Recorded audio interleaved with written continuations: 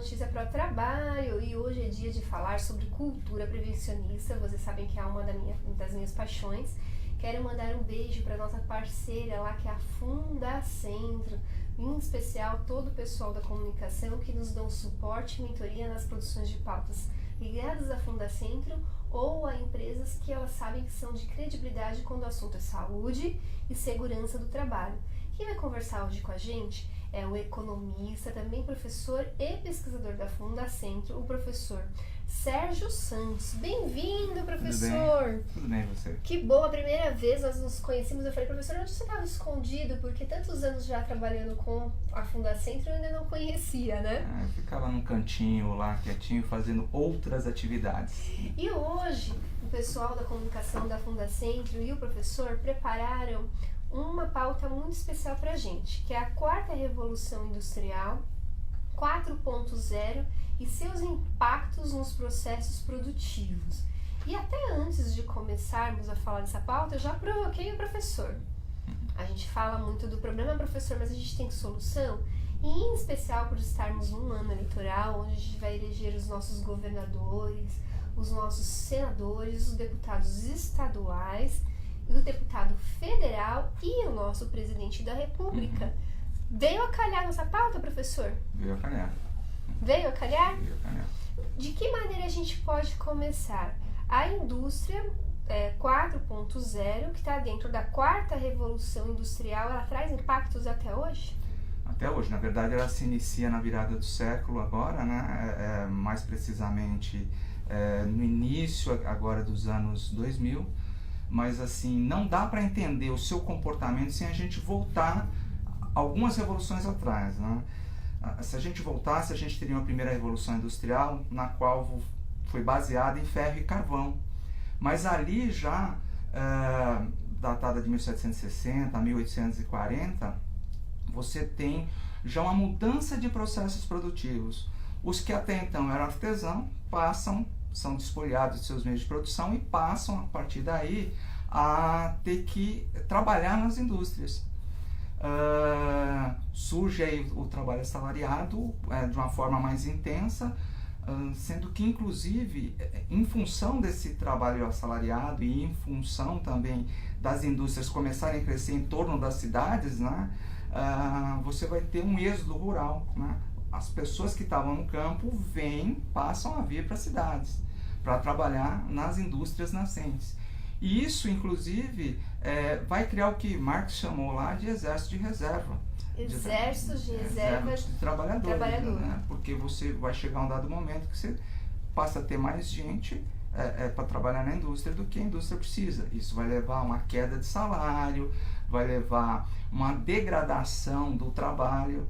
Se a gente pegar da primeira revolução industrial para a segunda, você já vai ver que você começa a ter, além da queda de salário, você tem essa degradação, você vai ter mulheres trabalhando em serviços totalmente insalubres, você vai ter crianças trabalhando, né, de uma forma que não deveria, e isso vem ao longo desse processo. A segunda revolução industrial, na verdade, a gente sai do carvão e do ferro e a gente já entra na questão do aço, a gente já entra na questão do petróleo, o que pôde, a partir de então, dar impulso à questão de motores a propulsão, e aí você começa a ter um novo momento. Qual é esse novo momento? Linha de montagem, né, que começa, na verdade, por Daimler, depois de Daimler vai para a França, da França ela se solidifica, na verdade, nos Estados Unidos, com Ford criando, né, os primeiros carros nos Estados Unidos, os Ford T, né, que inclusive ele falava assim, né, olha, pode escolher qualquer cor contanto que seja preto. Isso tinha uma razão de ser pra gente que estuda o empreendedorismo, né? Exatamente. Era preto por quê? Porque ele podia fazer vermelho, amarelo, ele já podia. Mas o Ford, quem conhece a história de Ford por trás, ele queria que o carro fosse popular. Ele queria que ele foi um dos primeiros empresários da participação de lucro dentro das suas empresas. Então tinha todo um porquê que para isso ele tinha que fazer só preto. E tinha Dá ritmo na produção, tinha né? a questão do ritmo, né? Tanto que a linha de montagem nasce ali, né? A questão da cronoanálise, né? Você metrificar o processo começa lá também, se inicia lá. Mais à frente a gente vem para uma terceira revolução industrial, que aí ela começa no pós-Segunda Guerra, Já com toda a aceleração que houve na segunda revolução. Porque na segunda revolução você tem a Primeira Guerra Mundial, 14 e 18, 1914 e 1918, e a Segunda Guerra Mundial, 39 e 45. Toda a guerra, pós-guerra, você tem uma aceleração muito grande da questão da ciência, da tecnologia. É um processo natural e normal, até porque a guerra acaba também gerando novas formas de ciência. A situação é ruim porque é em função da guerra, mas que depois é aproveitado para outras coisas. E aí na terceira revolução você começa a ter já a produção ligada à ciência. E isso dá um novo impulso produtivo. Essa segunda revolução, essa terceira revolução, perdão, se consolida nos Estados Unidos na década de 60, com que a questão da computação, a questão da eletrônica, da microeletrônica. Com isso, você pôde trazer a produção para próximo do consumo de massa. Fechamos todo um ciclo. Aí, na virada dos séculos, entramos na quarta revolução industrial. Termo cunhado na Alemanha, para o Schwab, ele começou a ter uma percepção que essa quarta revolução industrial, ela traz características totalmente díspares das anteriores. Por exemplo, a velocidade, a amplitude e a força com que ela vem é muito maior. Então, quais são os vetores que vão afetar essa nova revolução? Você vai ter a questão da biotecnologia muito latente, você vai ter nanotecnologia, você vai ter a questão digital muito forte. Com isso, o que vai acontecer? Você vai passar a ter uma mudança total no processo produtivo. Vamos pensar na questão da física. Há 30 anos atrás, quando a gente precisava de uma peça, o projetista desenhava a peça, você mandava para uma pessoa, essa pessoa ia fazer a peça, um processo de manufatura. Hoje já é impressão 3D. Hoje a gente imprime em 3D em vários materiais, inclusive o próprio ferro. E aí o que acontece? Um processo que levava antigamente 3, 4 dias, hoje em 6 horas eu termino uma peça. Então hoje você fazer um projeto, fazer um protótipo, testar esse protótipo, o ritmo acelerou demasiadamente. Hoje, o custo também, antigamente uma impressora 3D custava aí na casa dos $20 mil. E hoje a gente já tem doméstica, né? A gente já tem doméstica, hoje a gente já tem impressoras industriais a custo de $100 mil, o processo inteiro. E você deixa de ter a manufatura para ter a infofatura. Por quê? Porque partindo da informática, o projetista vai projeta até a peça ou o que ele precisa, projetou, vai direto para a impressora imprime, sinteriza, ou seja, faz o material consolidar, a peça está pronta. Você põe lá onde ela tem que pôr. Já testa, já vê se já dá testa e vê se vai dar. Já vem, volta para a linha de produção e na mesma hora já produz outra já coisa faz diferente. A correção, entendeu?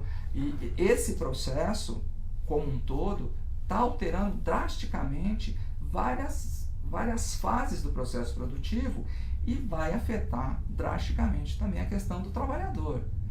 Algumas profissões, a tendência que são mais calcadas somente na manufatura industrial, a tendência é ela desaparecer. Por quê? Porque você vai ter a máquina fazendo o que ele fazia.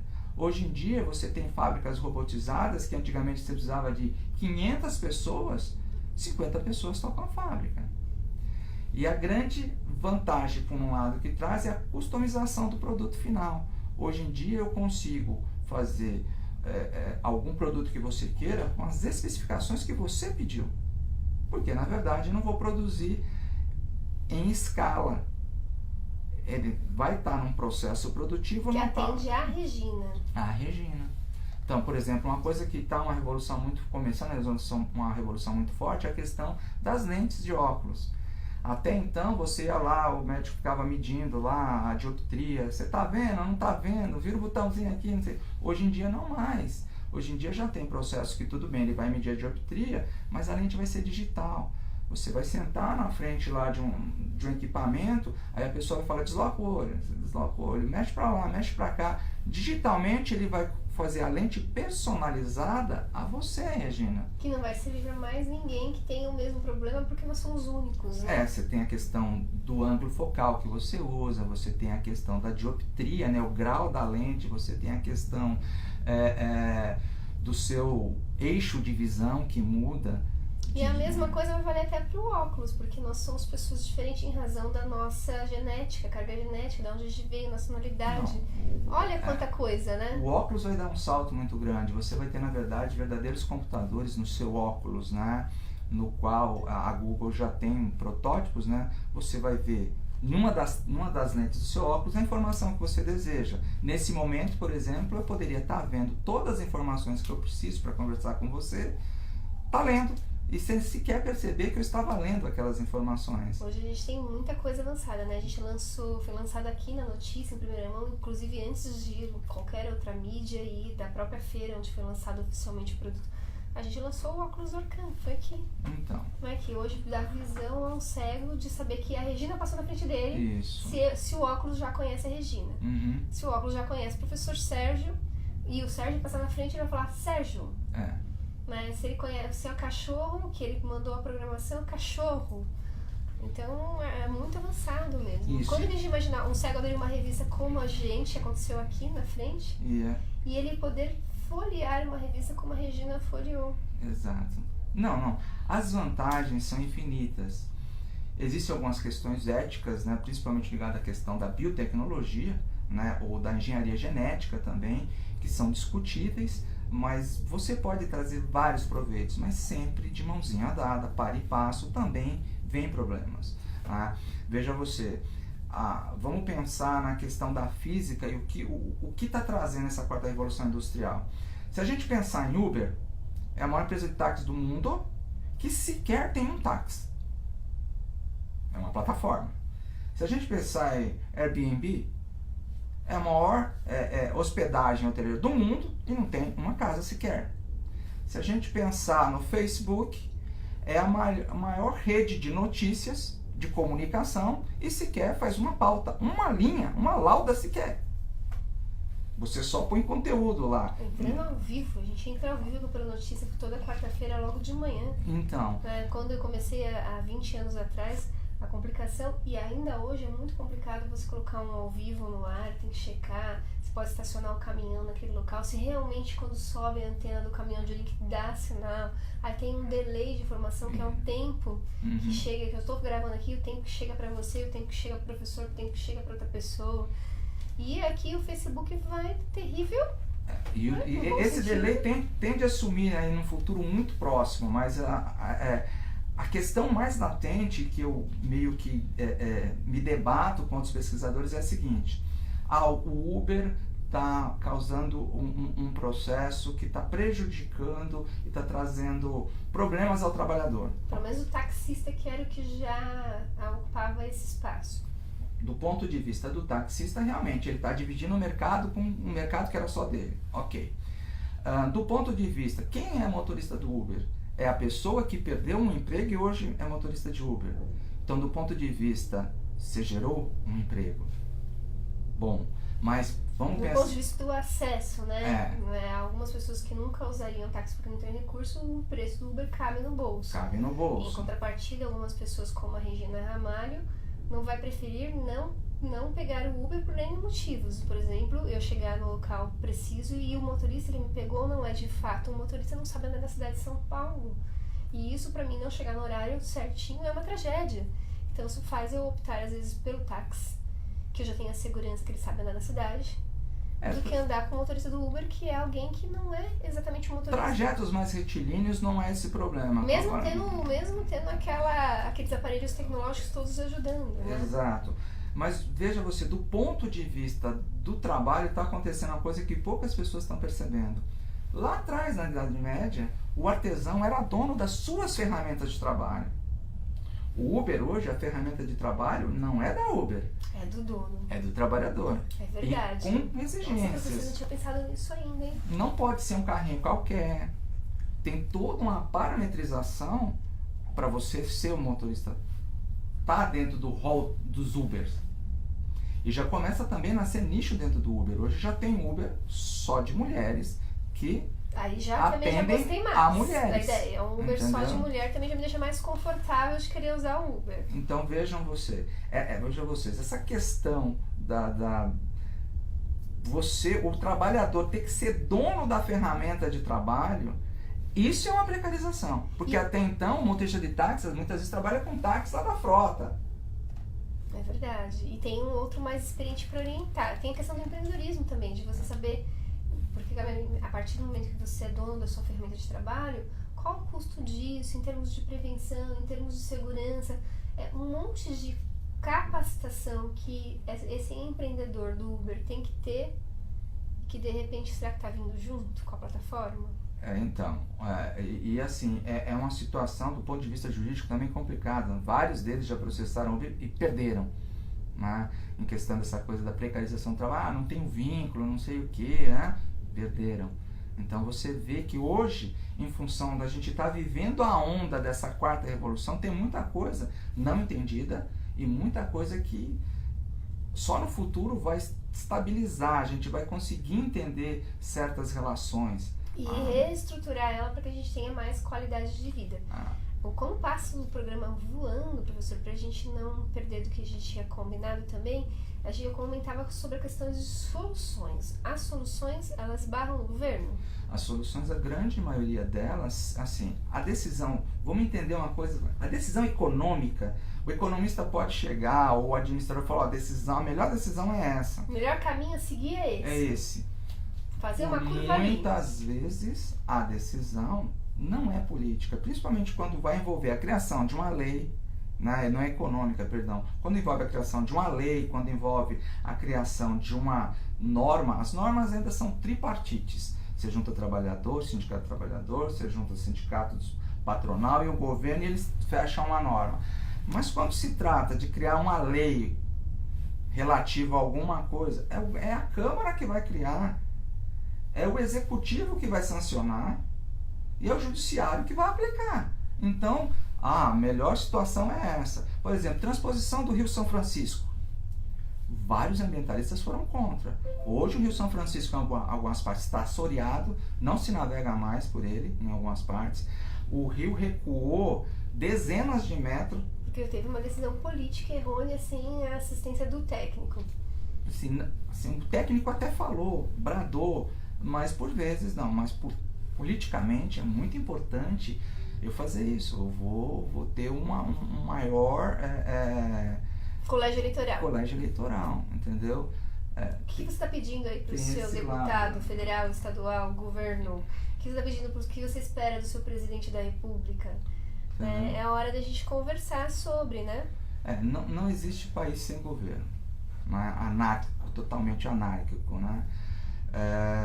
Alguns governos acertam ali, erram ali, né? E a tendência é essa. E os governos que acertam ali são os que têm a participação popular. E os governos que erram ali, a nossa meia-culpa, a quem cala consente, né? A gente tem um ditado popular que diz que quem não gosta de política será governado por ela. Então, Regina, não dá para também só tacar pedra no governo, porque imagina, uma coisa é você fazer política pública num país menor, um país de amplitude, continental como o Brasil, com problemas dos mais diversos possíveis. Pode pegar só a Zona Leste, né? Se a gente pegar só a Zona Leste, é um país dentro do nosso país. Eu moro em Arthur Alvim, o que vale em Arthur Alvim não vale no Tatuapé e Moca, que ainda é Zona Leste, mas se você for para Mogi das Cruzes, for para Suzano, também é Zona Leste, para Cidade Tiradentes, realmente uma cidade.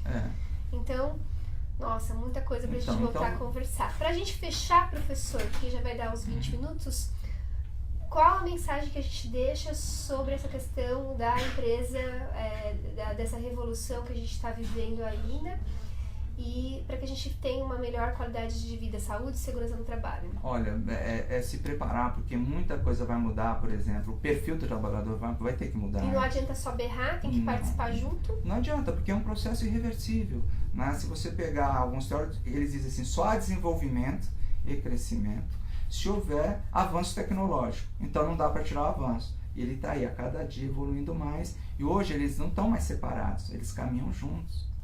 Bacana, professor. Vamos combinar do professor voltar para falar sobre esse perfil? Vamos. Tá mudando? Uhum. Bem, obrigada, agradecimento toda a Fundacentro. Quem quiser saber outras informações, o professor entra em contato com a comunicação da Fundacentro, né? E eles vão estar direcionando o professor. Normalmente todos vocês recebem lá e falam por e-mail, por telefone, visitas. Espero que vocês tenham gostado da programação de hoje. Se você gostou e quer ser investidor da notícia, já sabe qual é o seu melhor ângulo, professor? Meu melhor ângulo é difícil, viu? Olha, Regina, a notícia pode te ajudar. Já pensou em ser garoto propaganda do seu produto ou serviço? Você vê? São algumas das nossas soluções. Quem quiser saber mais, entre em contato através do nosso WhatsApp. 11, estamos em São Paulo, 993 873713. Vou repetir, 11, estamos em São Paulo, 993 873713. Olha o cansaço. Quero agradecer a toda a nossa equipe e a Deus Pai Todo-Poderoso para que a gente possa continuar aqui, à frente dessa ferramenta de comunicação, levando informações que transformem. Tchau!